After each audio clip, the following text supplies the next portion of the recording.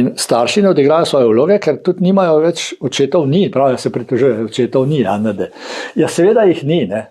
Očetje se umaknejo, ob materah, ki temu rečemo matere uničevalke, ki jih pravzaprav tudi same izrinejo z vzgojnega procesa. Teh izkušenj imam toliko, da in moški se ne bori dolgo s svojo ženo in pa mater svojih otrok, če mu skozi dopoveduje, poslušaj, pregrob si, ne znaš, ne moreš, ne delaj tega. In potem seveda, ko pridejo težave, ker otrok, če je sin, ne bo se, če je normalno, se bo uprl materi kasneje, v puberteti, potem pa reče, da je uredi ga.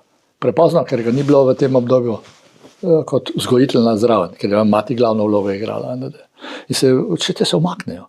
Pa ne zaradi tega, ker se je hotel, pa zaradi tega, ker jih matere ne znajo privabiti v to, pa se tudi ne zavedajo, koliko pomembni so za to vzgojo in ne uredijo, narekovajo, jaz pravim poruglovsko, ne uredijo svojih žena. Jih ne zrihtajo.